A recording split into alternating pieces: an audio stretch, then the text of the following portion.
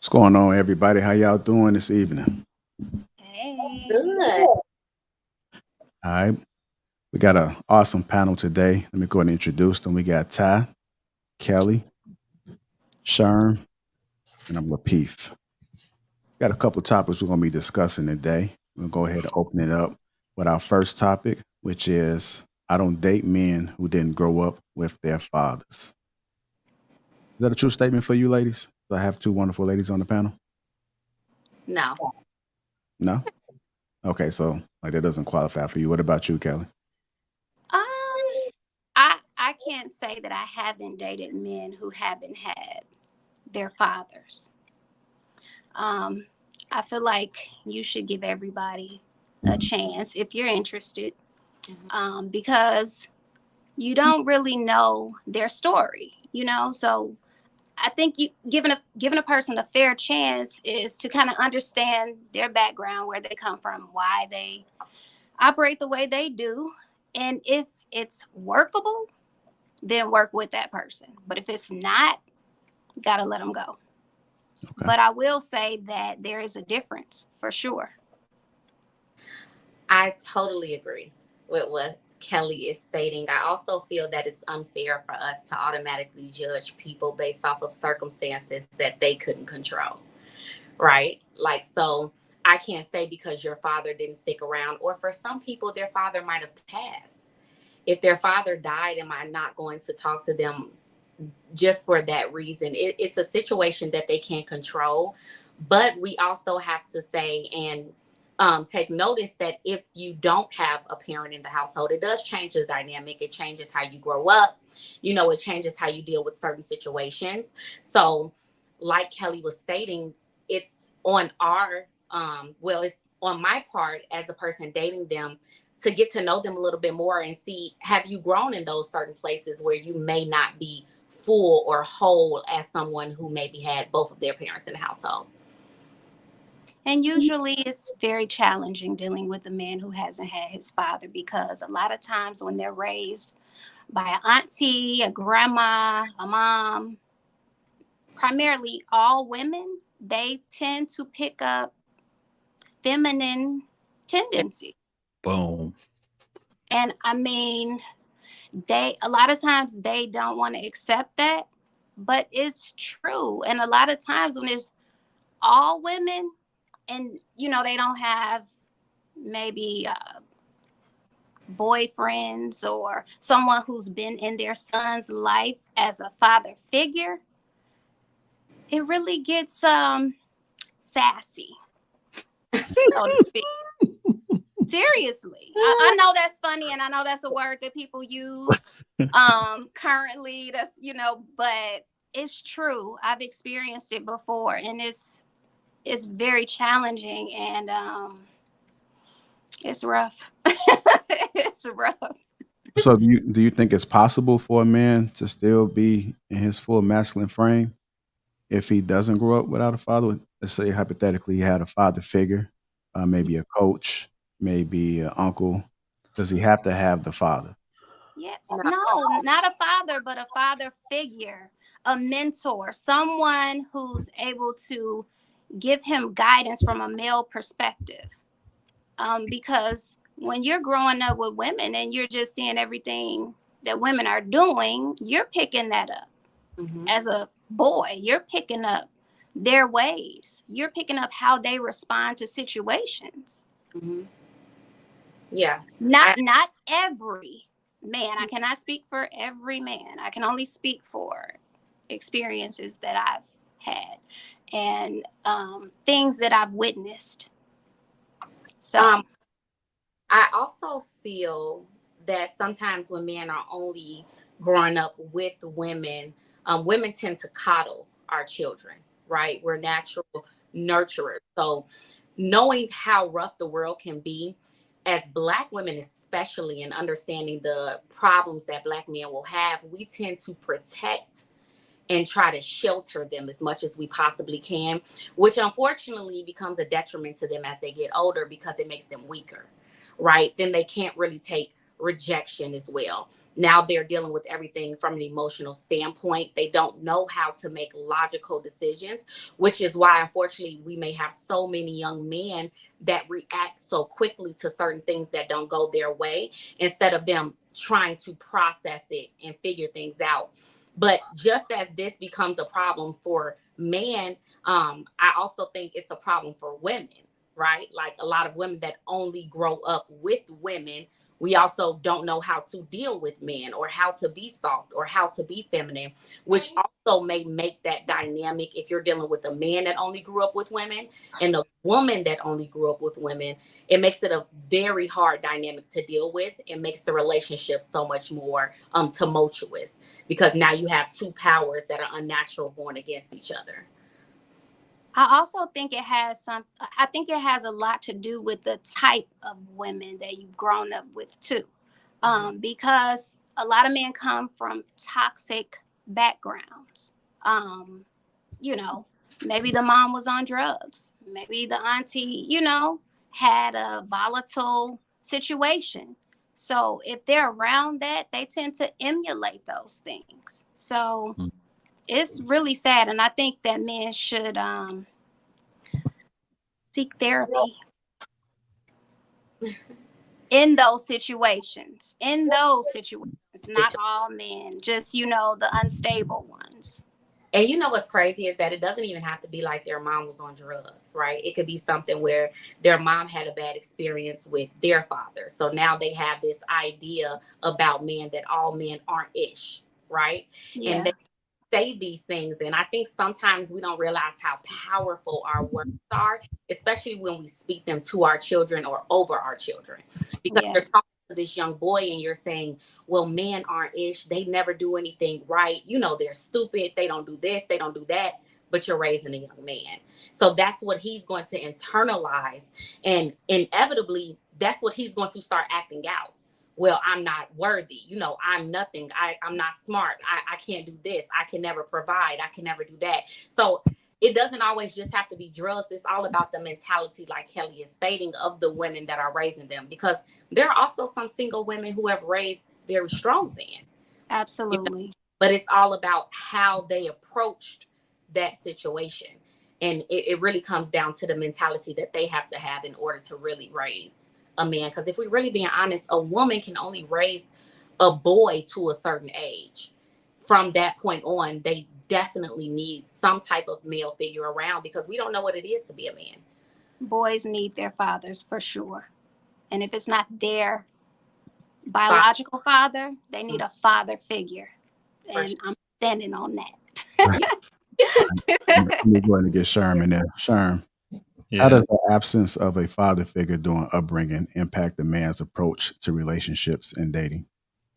I feel like it's like very, very serious, as the ladies have mentioned, because, I've had friends that have grown up without fathers and they knew that my father was always in the house, like my biological father, right? Not a father figure. I grew up in the house with my dad. And they told me that like they could see a difference in me and how I am now. And they more so understand me as a man now than like they've ever had, because them growing up with just in a woman's presence, they didn't know that like, okay, men are supposed to be doing this. Men are supposed to be trying to get money. Men are supposed to be, at that age, 18, 19, you chasing woman, you trying to find a mate, you know what I'm saying? But it's like, they were never around that masculine energy to even know what it's like. They couldn't really decipher in it. And yeah, man, it's really a shock to me because I had no idea that it was as impactful as it is. Like say I talked to one of my other childhood friends today. Both of us grew up with our fathers in the house, and both of us are like, calm, cool headed, don't want any drama. We don't snake people. Like, we're probably like the most masculine dudes out of our entire crew. You know what I'm saying? Like, me and him could talk to each other and talk about how other people get down in a different kind of way. But when we look at the biggest difference, it was because we've had our dads in the house, and my homeboys had their actual like real dads in the house versus the ones that had stepdaddies or like no daddy or whatever.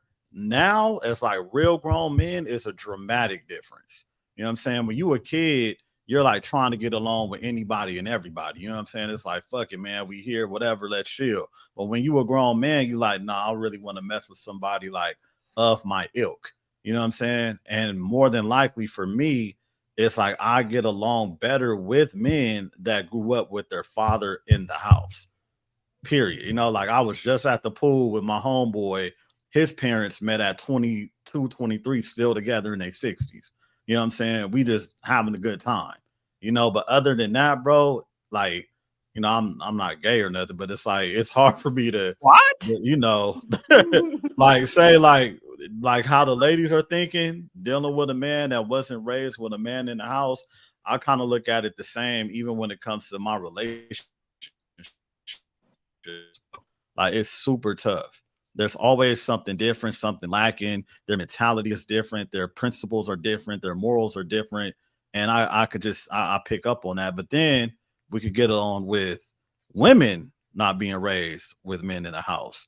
A fucking dramatic difference is right there too. Because my dad always told me to make sure you date a woman that loves her father.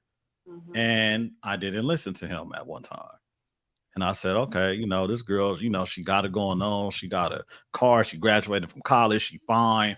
All Ow. this, you know, people doing their thing. And we had a child together. And she was like, nigga, you ain't shit. Mhm. And I was like, what? Motherfucker, what? Like, I just flipped out. I'm like, I'm paying all these, I'm doing this, doing that. And then I told her, I was like, no, your daddy ain't shit. It's not me. You know what I'm saying? So it's like the way she thought about her father was projected on how she felt about me. Like she never got the opportunity to respect or love a man. So it's not to say that a woman in that same predicament will not be able to, but it's like if I'm looking for a phenotype of a person, I'm checking all of those values when it comes to like if I'm gonna take that person serious. You know what I'm saying? But that's just for me based off how I was raised, what I want, and how I get down. You know what I'm saying? I'm not saying that there won't be a woman that could be loving and come from a broken home and all that stuff. You know what I mean? Like that could happen. You know, anything, there's always exceptions. But I do respect the fact that people, especially Todd, because I've seen that clip that she had as well when she said that like she wants a man from a two-parent household. I was like, you know what? I feel that because I know the dramatic difference between like a woman growing up with one and a woman not growing up with one. All right, I'm gonna go ahead and play that clip. Speaking of it, and then we'll go ahead and dive right into it. I really don't care. You know, I don't mind a little, you know. I don't date men that didn't grow up with their fathers. I just don't. It's always outliers. There's always exceptions to the rule. But the rule is a rule for a reason. And the rule dictates that if he did not see his father being a father, what are the chances that he's going to be a positive role model for his kids? What's the chances that he's going to be a husband if he's never seen what a husband looks like? I've done it before. I've dated guys that didn't have their dads, and it was not a positive experience. When I recognized that, and I was like, okay, I'm not going to date a guy that didn't grow up with his dad anymore. Positive. And that's the thing, too. I think so many women are so afraid of setting a standard because it's going to eliminate a lot of men. But it doesn't matter if it eliminates most men because you're not dating or marrying most men. You're only dating or marrying one man. I think elimination is your best tool. Have high standards so that you eliminate most. So then you don't have to go through your entire 20s, your 30s, dating every single man. It's an important standard, and I love that it's your preference. But man, that would cut out a lot of people. But I'm also nervous, like, would it cut out 95% of black men? But here's the thing, I don't know the stats, so y'all don't kill me about it. But I really would like to know the stats of how many men grew up in a two-parent household. I'd be curious to know, or grew up with their fathers. All right. I know y'all saw that clip already. Go ahead, Ty. I was gonna say I completely respect her decision and I understand the mindset behind it, right? My only thing with that is that I didn't grow up in a two-parent household. So it's hard for me to go out there and say I will only date men that came from a two-parent household and you had to have your mother and father in the house in order for me to date you, because I didn't grow up like that. Now, just like what the gentleman was stating, when I was younger, I had to go through my own growth and understanding what that meant for me and the deficiencies that I had as a young woman. And I had to work on that. And because I know that I've grown as a person and now I understand how to deal with men, right? How to talk to a man, what a man is looking for. And I'm always trying to educate myself on things like that. I believe that there are also men who are capable, able, and are working on themselves as well. Maybe you didn't grow up with that. And once again, those are circumstances that we cannot control. I'm not going to condemn you for the rest of your life based on something that you cannot control. But are you working on it? Do you acknowledge that you have that deficiency? Do you realize that because you've never seen a husband that you might not know what that is? Do you realize that because you were lacking these things, maybe you need to go to counseling? Maybe you need to talk to someone. Maybe you need a mentor who is married to use as an example of what it means to have a healthy relationship. I think all of these things can be worked on. It's just like when you go into a career field. Maybe you've never done it before. You don't have the experience. But if someone can lay it out for you, you're open to learning, to making mistakes and growing from it, and you actually pick up that information and run with it, then you have the possibility of becoming excellent at that position, at that job. So I'm not going to condemn a man once again just because he didn't grow up with that. It's a circumstance you can't control. Yeah, I like that. I actually grew up with my grandfather. My father, he was in my life when I was younger, but he wasn't there when I was older. But I do think that it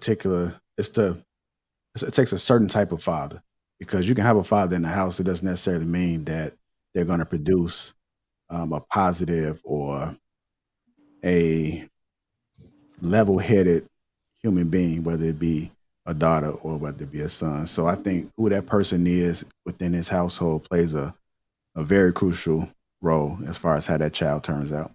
Mm-hmm. Go ahead, Kelly. You want to say something? I think you can deal with a man who didn't have his father or father figure, but if he's unwilling to accept the fact that you see things that aren't right with him, it's just never going to work. Mm-hmm. Because most people don't feel like they have a problem. They don't feel like they need to, improve. They feel like they're good. So that's where you run into the challenge. So a person has to be open and willing. They have to desire change. They have to desire improvement. If they don't desire that, then they are just not the one for you. I got a question for.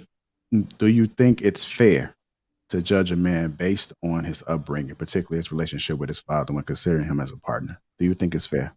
Oh, no, I don't think that's fair. Mm-mm.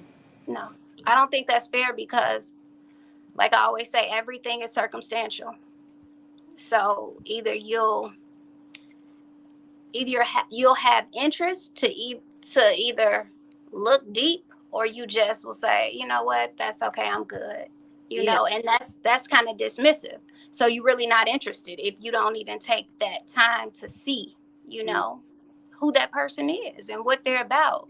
So no, like, it's not fair. Mm-hmm. Totally agree. It's judgmental, and that's not right. Yes.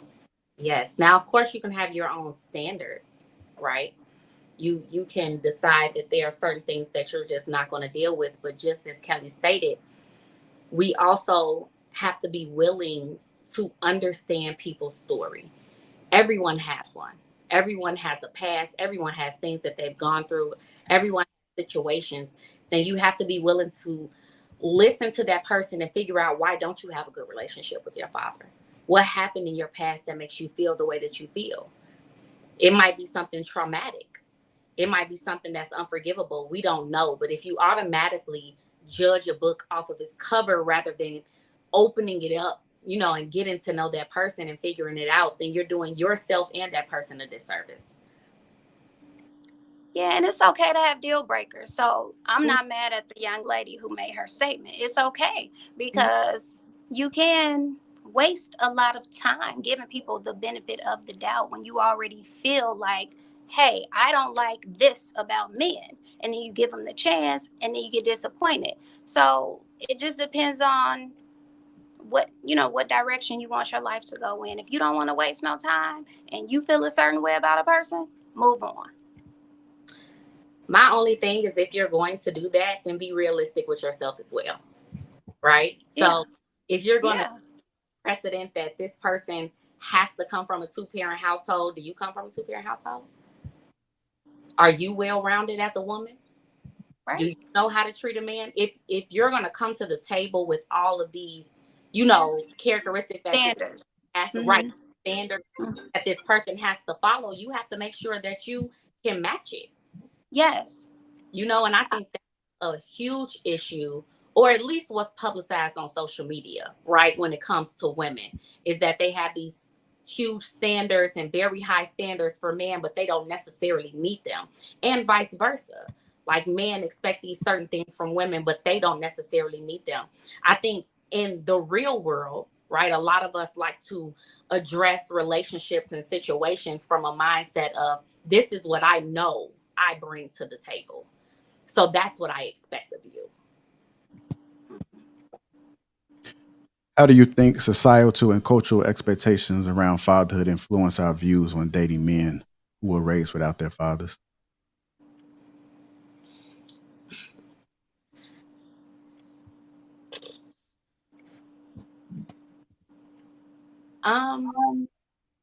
You know what? I think it's extremely impactful, but then it also begs the question of which cultural and societal views are you talking about, right? Because when we just speak of the Black community, like the other woman on that clip was stating, she doesn't know, but she's thinking about 95% of Black men didn't grow up with their father.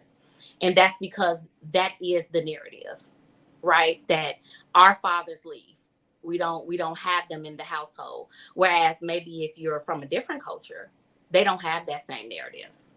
Most of them, as from the outside looking in, it seems that they grow up with their fathers in the household. So that's the norm. It only really becomes a conversation, unfortunately, when we talk about Black people, even though this isn't only a Black people's conflict, but that becomes the huge thing with us, that Black men won't stay, that Black men leave their children, that we don't have men in the household for multiple different reasons. And because of that, that's the norm. And because that's the norm, our children are messed up. And since our children are messed up, we grow up and then we have messed up children, and it just becomes a generational curse. So I think it's extremely impactful what society puts out there, but it also depends on what we're paying attention to. Yeah, I like that. You got to be selective on what you digest when it comes to what people are putting out there, because I mean, you do have some kids that turn out very well without a father, but it's going to take that support system, and it's going to. Now, we're not pushing that message. I don't suggest a father not being in the house, but even if a father's in the house, you still got to evaluate the impact that he does have within that home. Go ahead, Sharon. Oh yeah, and so I just want to be clear with this when it comes to people choosing their mate. Like, there's a billion people in this world, billions of people in this world. You just have to pick one. So I look at this: if you have these standards, you'll be able to actually find somebody, God willing, you know what I'm saying, with those standards. And I don't feel like it's harsh for you to have something that where it's like you got checkpoints for who you decide to spend the rest of your life with and procreate with. Now, if you're looking for people to, do therapy sessions with, that's a whole different story. You know what I'm saying? Some people got time to work with people and all that other stuff. Me, I will look at it like, okay, let me see. Do you fit this criteria? Nope. All right, next. You know what I'm saying? Or however it may be. But I feel like it is okay to be selective with the people that you're going to have in your life. And I feel like we probably need way more of that, because that will prevent all of these divorces. That'll prevent all of these broken homes and all of these different situations, because a lot of us fuck up by not being selective from the get-go, because you should have saw those what we call red flags and cut them motherfuckers off right there. You know what I'm saying? Because a lot of times I see I'm like, damn, man, like say, I'm sure everybody on this panel or whatever you want to call it was with somebody, right? In love, broke up with them. Then you backtrack and started thinking about the relationship. You like, damn, I should have never fucked with them motherfuckers anyway. 100%. Am I right? So Yes. with that learning lesson, you have to take that lesson and be like, okay, now I'm gonna apply this for the rest of the people that I'm Yeah. gonna deal with the same way that sister said in that video. She said that her messing with guys that wasn't, raised in a two-parent household or with their dads in their life, it was fucking up. Now she found something that works for her. That's cool. But then there might be a woman that'll see a man that was raised with his woman in the house, with his father in the house, and say, I can't deal with that type of guy because he's too overbearing. He's too controlling. He wants things to go this way. When I grew up, my mom controlled everything.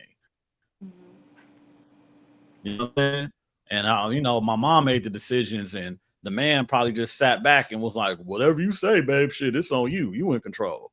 You know what I mean? Those dynamics also play a part, because I hate to get into like the alpha and the beta male type of conversation, but there are relationships where the woman has the power, and I don't know how the fuck that worked because I never seen it. I didn't grow up in it, but I have observed it because I'm like, bro, even like, if I talk to you about business, your wife should not be calling me about business ever. She shouldn't even have my fucking phone number. You know what I'm saying? Like, you should never say, hey, baby, you just call him and talk to him. That should never happen. You know what I'm saying? But I've seen situations and I've been in situations where that has happened. But those two people are happily together. That's just their dynamic. You know what I'm saying? So, who knows? But that guy also didn't grow up with the man in his life. He hates his father. And I know them. I hate to, it's a personal story, but then I'm like, oh, okay, I get it. So he's okay with this woman calling the shots and doing these different things because his mama called the shots and, did all of those things. So that relationship works for them. But if I was dating her, I'd be like, nah, hell nah, no. You know what I'm saying? She probably wouldn't like me because certain shit wouldn't fly, because I saw certain shit in my life where my dad didn't let certain shit fly. You know what I'm saying? The man was dominant. So, everybody got their thing. You just got to find out what's right for you. There's no right or wrong way. You know what I'm saying? I will never, ever, ever, as hard as it fucking is to be in a relationship anyway, I will never tell somebody that their criteria or what they want in a person is too much and they shouldn't have it. Because at the end of the day, you're looking for only one person. You know what I'm saying? One. And once you find that one, you should be good. Yeah, Sharm, I think you made a good point about the power dynamics. Then, ladies, I want to ask you guys a question. Do you guys prefer for men to be more so dominant when it comes to the relationship, or do you think it should be equal say so as far as how things are ran in the house? Is this one of those things like it's situational? Like some women say, I want a man to come in and run his household like it's supposed to be. But unfortunately, when I see a sign of weakness, then I have to step in and intervene. I got to carry us and I got to make the decision. So, but is this something that you guys desire? And I'm not asking you to speak for all women, but just you guys personally. Yeah, just so we can kind of just measure on how people think individually. I would prefer a dominant man because my father was dominant. That's what I'm used to. I'm used to a man's man. I'm used to him being the director of the show, right? Like I feel that both the man and the woman both have their roles, and the man is honestly the leader of the household. That's why he is the protector. That's why he is the provider. We look to that man for that situation. So I would rather my man be the leader and protector of the household, and for me to be able to trust him. And if he is my man, then I already trust him enough to make those decisions. I think it becomes a question when women don't feel safe in that place and they can't trust that man, right? Then they start feeling like, well, I need to make the decisions because I don't trust you. I don't believe you can do it on your own. Or even like we were talking about before, for a lot of women that didn't grow up with their father in their household, because even though my father wasn't in my household, he was in my life, right? So I still got to see him in his form and being a husband. So if they didn't see that, and you see where it's the woman always taking care of things, you naturally grow up just not trusting men as much. So it's harder for you to let go of that control and say, okay, I'm going to allow you to make these decisions and trust that you're able to do it without my direction. But I prefer a man who's going to do that. I've seen my mother make a lot of decisions on her own, and she complains more about having to do all of this on her own. I would just rather be in a situation where I don't. I would just want to be in my feminine energy. I'm not gonna lie. Okay.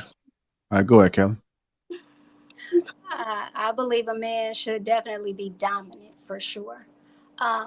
When it comes to a relationship, I look at it as your teammates with that person. So whoever has better qualities in one area versus the other, then they'll handle certain things and vice versa. That's how I look at it, because we're supposed to be equals. And yes, of course, a woman wants to stay in her feminine energy, but if she does something better than him, then maybe she should handle that. Like if she's better at paying the bills and he's better at going to work, then, that's how that should work. But I know that's funny, right? But yeah, I definitely feel like the man should be more dominant. I feel like the man is definitely gonna lead.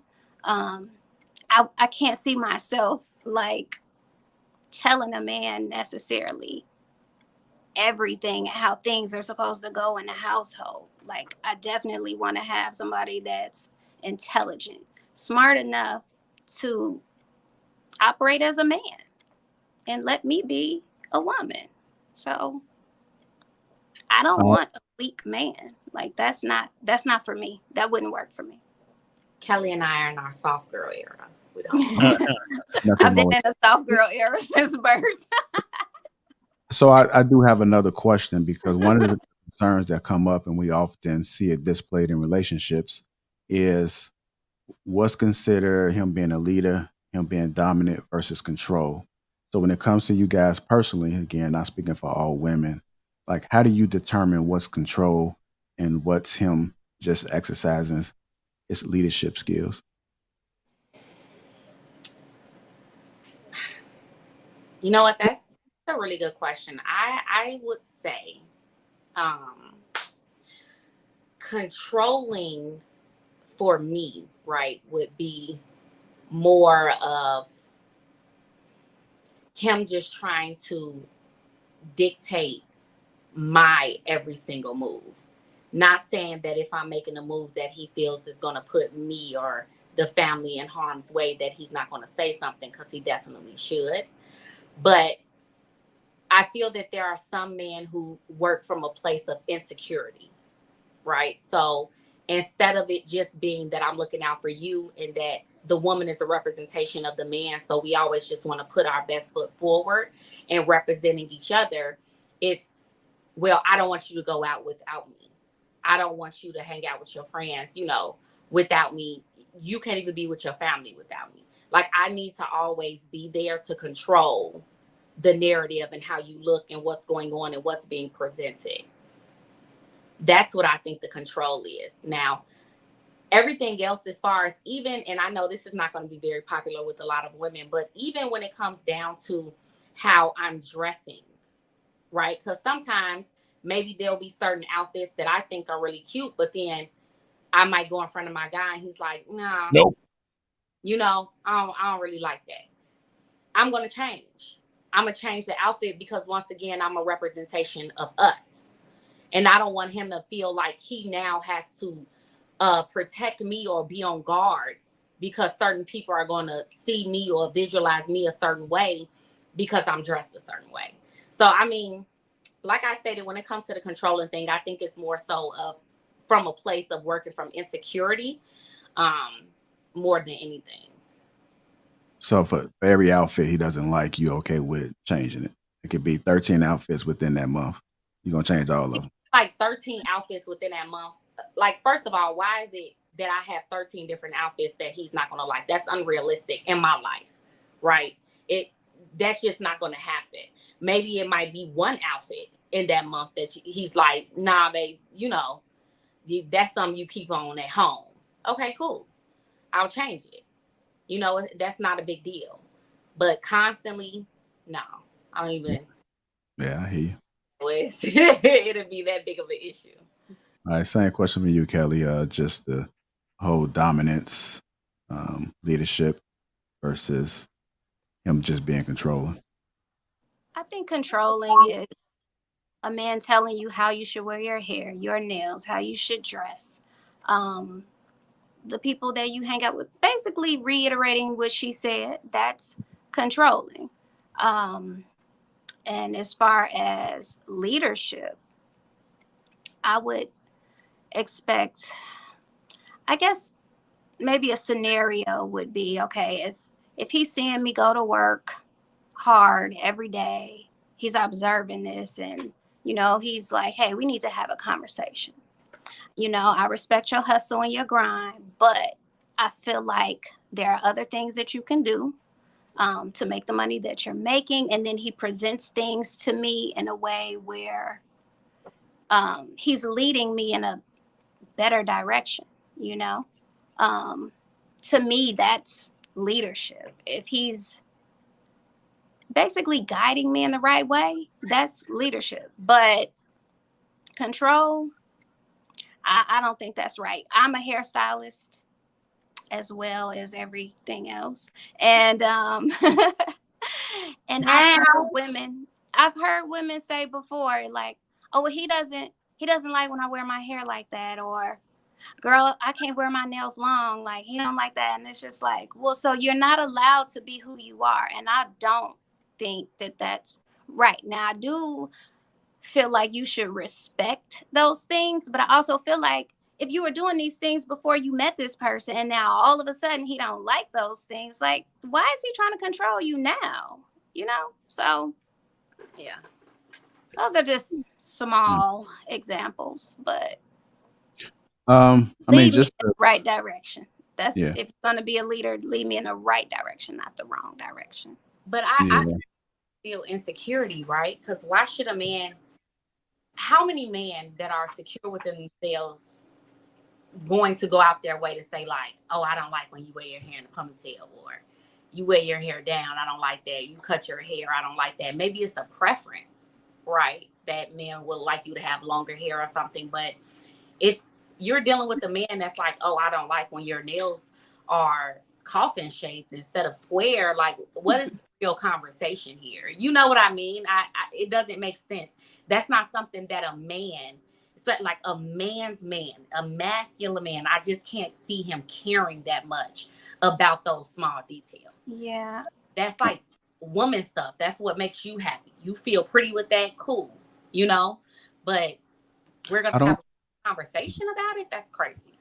Yeah, I'm not sure if I totally agree with that. I think that a lot of people don't speak up about the things that's bothering them or is a concern. Now, there's different levels to it, of course. If he's being like excessive, like he's complaining about every single thing, and it's like, damn, like, do you not want to be with me? I get that. But if it's something that strikes his interest where it's like, I don't really like when you wear your hair short.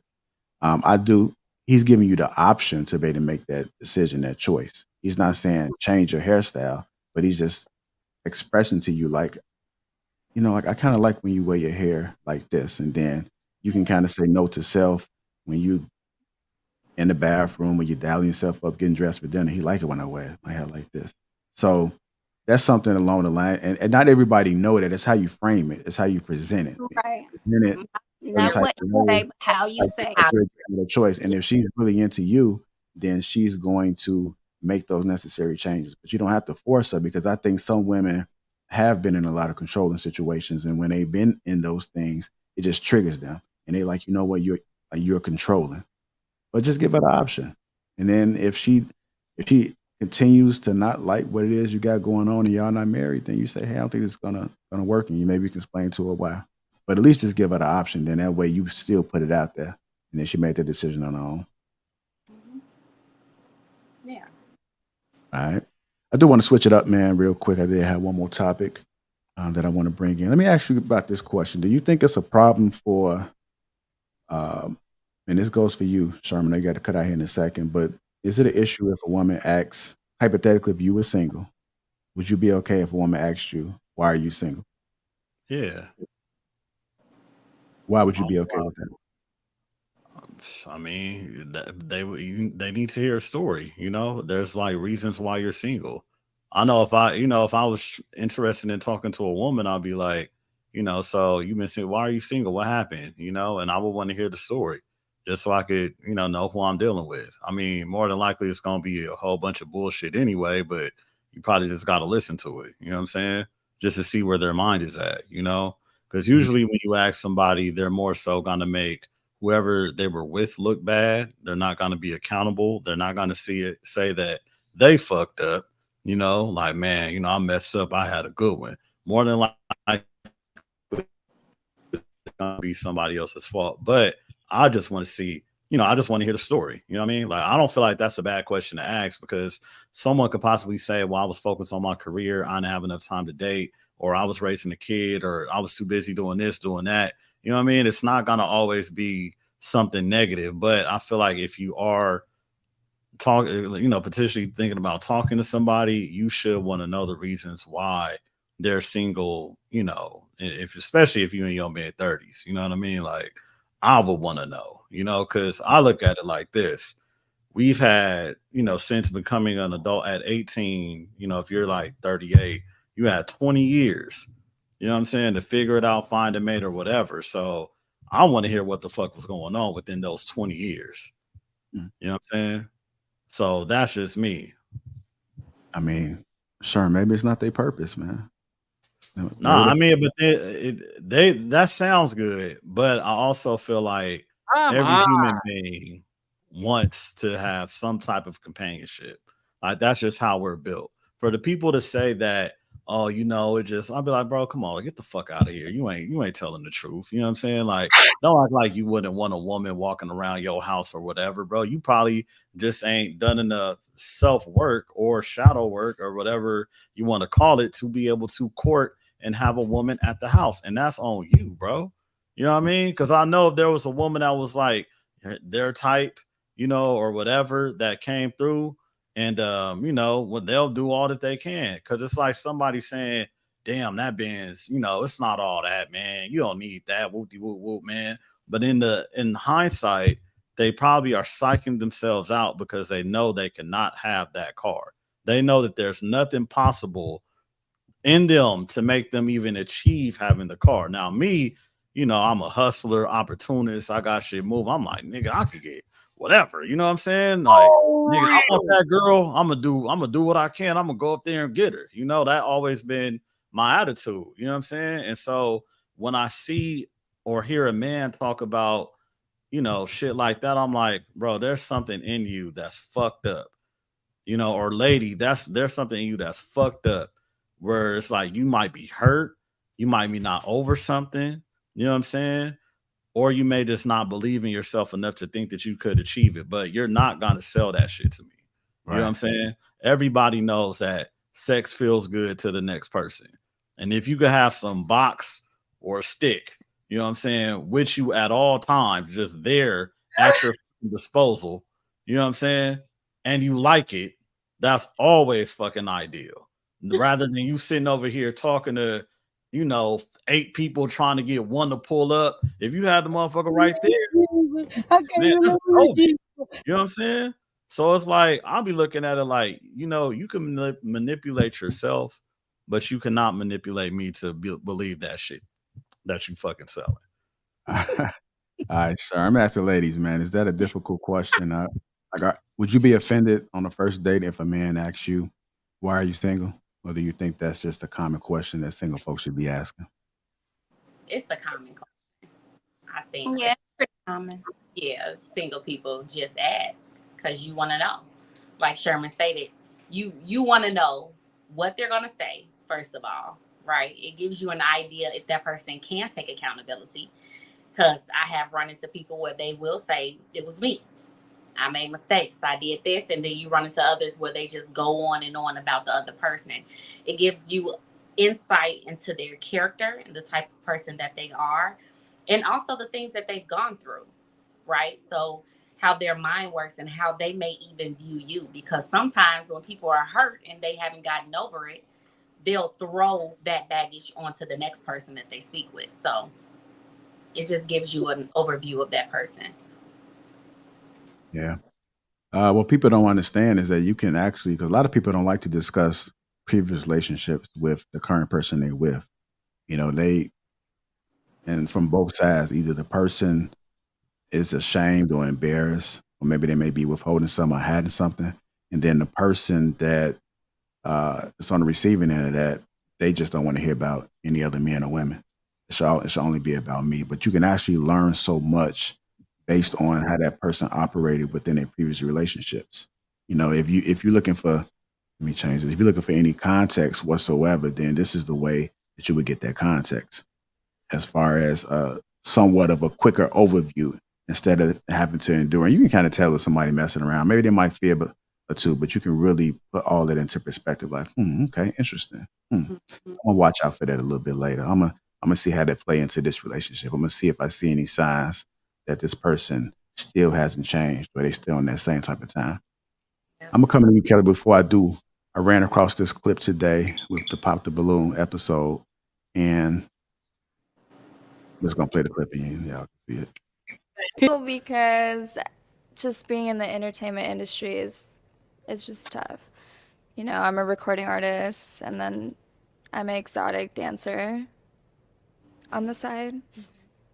Not a main thing. Kind of too old. My body hurts at this point. So it's not a every day. It's more the music side is every day. You know, but you probably won't like that. So Okay. So you popped because you think he wouldn't like it. it just like reminded me like just dating in the industry is so tough. I don't know.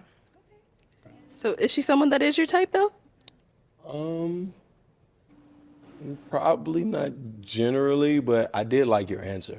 So I appreciate your authenticity. I've seen rebuttal to that is I was more so asking to see if there was any accountability or self-evaluation that you were willing to present in this conversation. Any vulnerability you was willing to give me in this small space. But I can see how that can become or seem aggressive. And I'm a very accountable person. Every relationship that I've been in, I've always taken the time to kind of step back and see areas that I can improve. But it just didn't work out. I just didn't like the question, but I do appreciate, Fair enough. and you're very handsome, so yeah. Thank you. I appreciate that. All right. And now is she someone that's your type? Yeah, generally. She has a great smile. Seems like she's authentic and genuine. So yeah, I would say so. Yeah. Thank you. Okay. Name and age and why you ended up popping. I'm JoJo and I'm 30. So I popped. I don't think it's a bad question, but I don't necessarily like the question either. It definitely gave me to see is there something wrong with me, which is why I'm single. Because I feel like that's kind of what most men get at. Because I have heard that question before. I don't think it was a bad question. It's just it was that. Otherwise, yeah. So is he someone that is your type? I just wanted to really get back to those two people in particular because they popped their balloon as soon as he asked the question. I don't think it's a bad question. I think it's a fair question, and you can actually see them being uncomfortable with answering it. The farther one that's on the far left, if you're facing them, she waited until the other girl. Once the other girl popped in, I'm going to go ahead and pop mine too. But it seemed like it's just, I guess some people do struggle with that question. Go ahead, Kelly. I know you ain't chimed in on this shit. Oh no, I like telling my story. I like holding conversations and interacting with people. So I don't mind if a man asks me, why are you single? I mean, that's just showing that he's interested. And I mean, you never know where that can go. So I don't have a problem with that. I mean, if you have a problem with someone asking a question, what are you even there for? Yeah. It says a lot about those last two women. The fact that they got so defensive just from the question. And the one woman said, I take time to, analyze myself and step back and figure out what went wrong, but do you really? And like he stated, it helps you take accountability for the things that you might have done wrong in a relationship. Not to say that it's just you, but the fact that they got so defensive from it just shows that they really haven't done the work that they say that they have. Yeah, I feel like when people are easily offended, they have other issues that they're dealing with. And that's not cute. Yeah. One of the things that I notice is that when a man is transparent and honest about previous situations, the first thing they say is, it could be something harsh, but they're like, you know what? I appreciate your Honesty. transparency. I appreciate you being honest. It just seems like it just stands out for them. So I am going to just play little snippets, but another guy came out and ironically, he asked a similar question. All right, so we do have one balloon left unpopped. Any questions for our lady here? Yes. So from your last relationship, name one thing that you did wrong and one thing that he did wrong. I'm not answering that. Okay. Fair enough. I'm not going to answer that only because we're starting off new. You know what I mean? I don't want to bring what was in the past into something I'm starting new. What? That's fair enough. Yeah. Okay. Thank you, Queen. So, what were you trying to get out of that question? So to help her better understand. Just what trying you're looking to see where her head is at and see if there was like any issues I can kind of foresee at the beginning. And Yeah. every relationship, it's both partners. I'm not saying it was just me, it was just him, it was both of us. Okay. But I'm not bringing something old into something new. Okay, that's fair enough. I appreciate that. You were very beautiful. I Thank would have you. loved to take you out. Okay. You're handsome too. You're always popping on these questions, girl. Hey, you want your balloon back? I do not want my balloon back. Oh, Well, fair look, enough. can I ask a question before let me ask a question. Is it going to lead to you getting your balloon? So y'all got to catch the episode, but he did get the balloon back, and they wind up still going out. But he asked that question that seems to be triggering for her. Now the other girl, we couldn't really see anything because she had popped the balloon before we can ask that question. But I think it's a red flag. It is. If somebody was watching, if he would have seen what she did before then he might have not had chose her then. If she was traumatized from whatever past situation she had and she didn't want to share it. Okay. I'm gonna ask you ladies this. Now, do you think that a woman will overlook a standard that she set if it's the right guy? If she's attracted to that guy in a certain type of way, do you think that she would overlook some things and give him a pass? Yes, women do it all the time. Yep. Okay. Yes. We like to see how red the flag is gonna get. Is it maroon or is it just like pink? So it takes a certain type of man to really be able to push you over there. Say, you know what? Fuck it, I'm young. I'm single. Why not? Right? I think it honestly just comes from, growing up. Like people like to say that when you see a red flag, you should just run, right? Like you should automatically know, you should note it and move on. But you have to grow through these situations. You have to go through life lessons, deal with people that give you red flags that seem like they're in the perfect package for you to realize that maybe just looking that great or you coming in the perfect package or what seems to be the perfect package, if I then also see red flags, it's not going to necessarily work out for me. Just like Sherman was stating, it's not wrong for people to have standards, but I think it's unrealistic to believe that people jump out the gate automatically with these standards that they're actually going to uphold. I think you have to learn. You have to go through situations that don't work for you and you grow through them. And that's when you're able to really find your life partner and figure out, okay, even though this person came in the perfect package, he was my type, something about him might have been wrong, right? So when I run into this other person that may not be exactly the look that I'm looking for, but he has everything else that I'm looking for, I think you just have to grow into that. Mm-hmm. And as you get older, that's how you end up, getting to that place.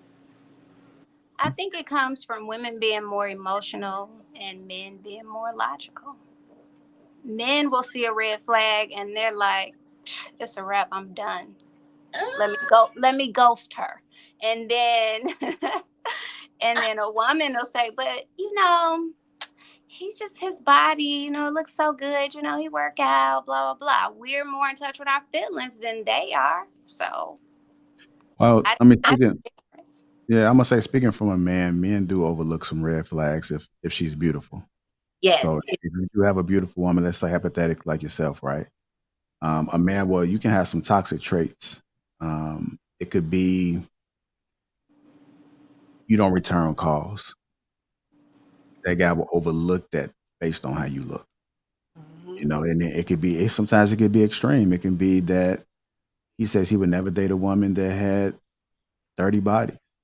But if you're beautiful, he might have to evaluate the situation. I'm not saying all men do. Now, some men do have some standards that they just willing to uphold no matter what.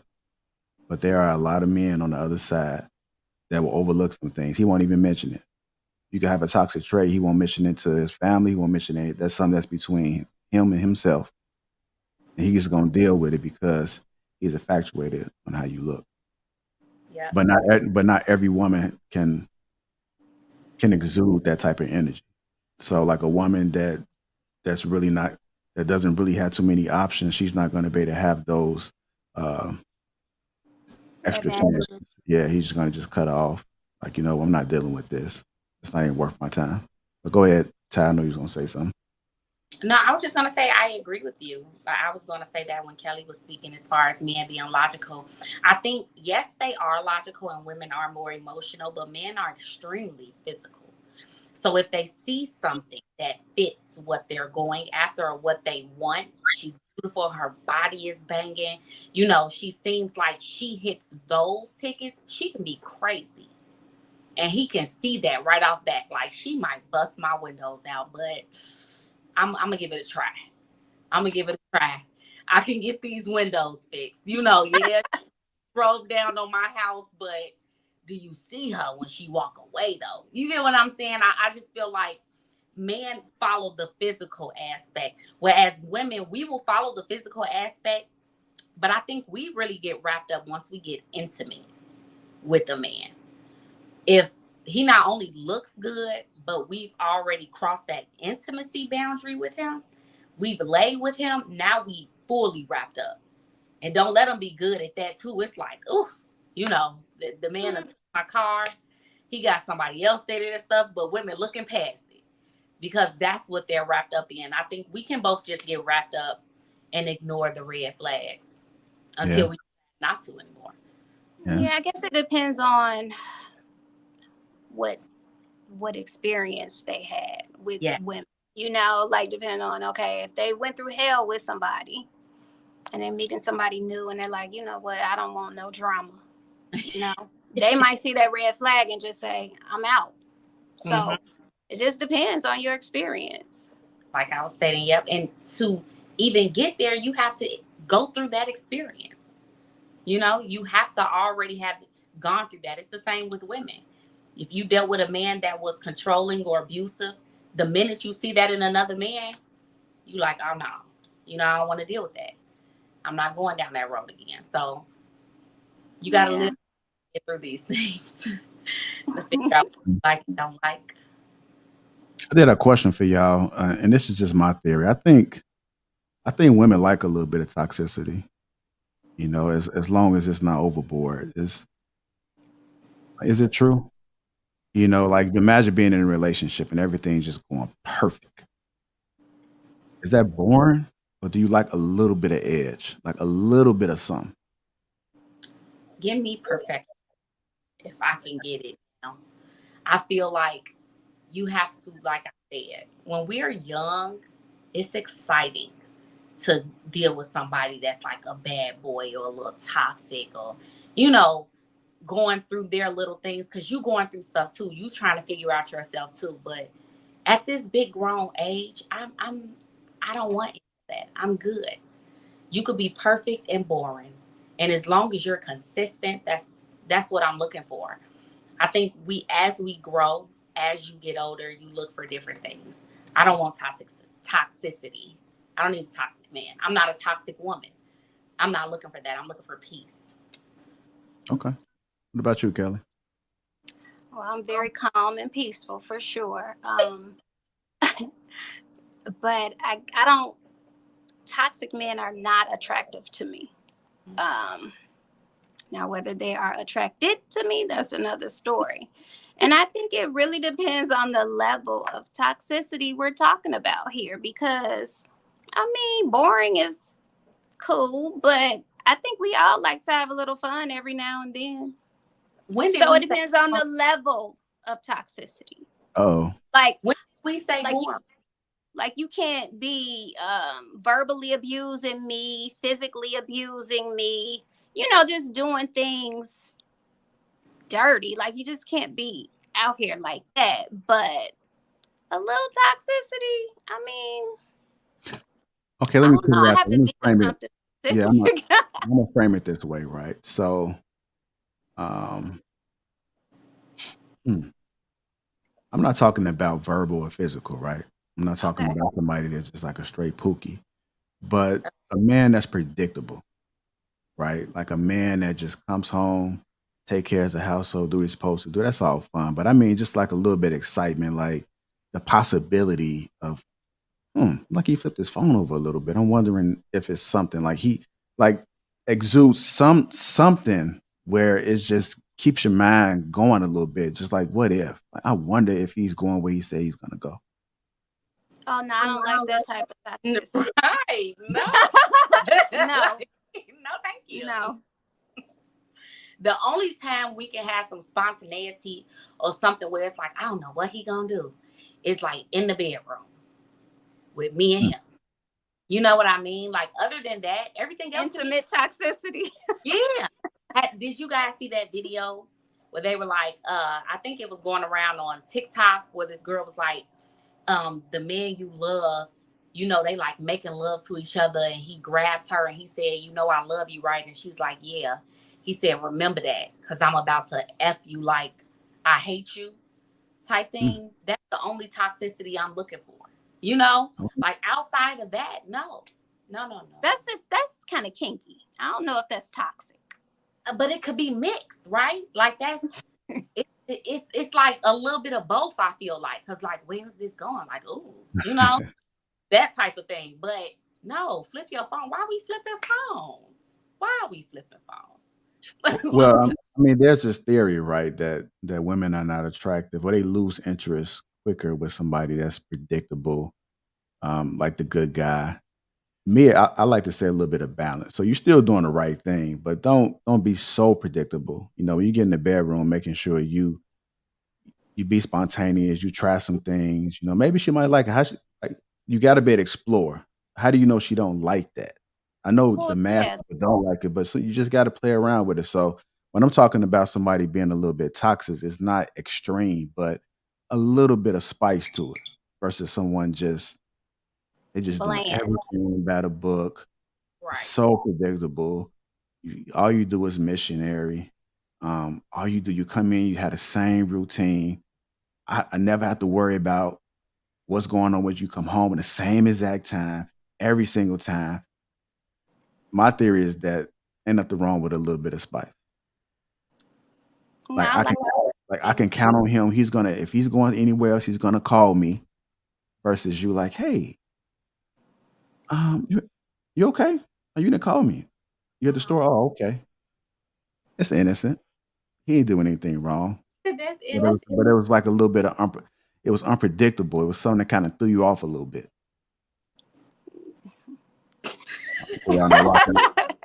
I'm just not there anymore. I want to know he gonna call me when he goes to the store. We do this every time. When I go to the store, I'm gonna call him. Mm-hmm. He know I'm gonna get his favorite chips. You know what I'm saying? Maybe I'm spontaneous in a meal that I'm gonna make or something, or like I said, something we do in the bedroom, but everything else can stay right on cue. I don't see anything wrong with that. Maybe our date nights are spontaneous. Like, he taking me somewhere randomly throughout the week or something like that, but You know, instead of him coming home at 9 like usual, he decided to come at 3 a.m. just to be spontaneous. No, you're trying to start an argument. You want Now people. that would be You in know, the toxic category right you there. want problems. Yeah. No, let's not do that. We're too grown for that. Yeah, I mean, I appreciate stability, but I also like to have fun too. So, Yeah. Man. So you remember that young lady that was on the show towards the end with the cornrows? Mm-hmm. Okay, ironically, another guy asked the same exact question, but let's see how this one played out. It's kind of like a 3-in-1, maybe a 4-in-1, depending on how I word the question. Now, looking at him, would you say that he's a little bit toxic looking? Mm-hmm. You say like he got a little edge to him? edge for sure. Okay. He got tattoos on his arm, tattoos on his neck. Probably can't see it, but it is on there. But let's just see what happens, how this plays out. But how long have you been single? How long did your last relationship last? And name one thing he did wrong in that relationship, and name one thing you did wrong in that relationship. Kind of similar question, right? So let's pay attention to young lady right there. That's JoJo, all the way on the left, and see what she does. Because we also brought up that a certain type of man, he gets a pass. Okay. Now, when she was asked this question for the other two people, she didn't even answer. Popped the balloon. What the other time the balloon was already popped, but she just wasn't really rocking with it. She's attracted to him. Yeah. Yes, that's what it is. That's what I saw. 2016. 2016. Mhm. Okay. Oh, okay. Yeah. And what was the second part? How long did it She's trying to make sure she get it right. She want to answer every single question he asked. What was the second part? last? How long did your last relationship last? We were together for like 7-8 months. 7-8 months. Mhm. Okay. And name one thing he did wrong and one thing you did wrong in that relationship. I think both of us kind of had bad communication. Now, what was so hard about that? That's all the other guy was asking for. You ain't have to choose them, but at least you being transparent. It could have been a lie.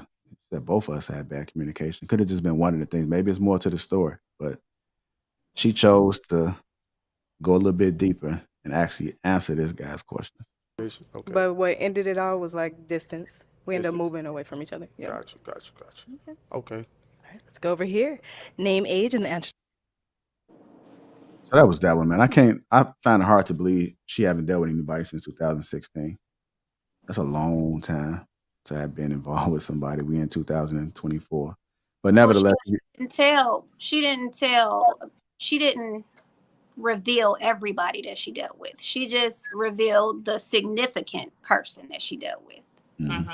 Her last real relationship. Right. Mm-hmm. So that's not just somebody who she talked to or went out on a date with. You Just know, the real one that met her family. Yep. Yep.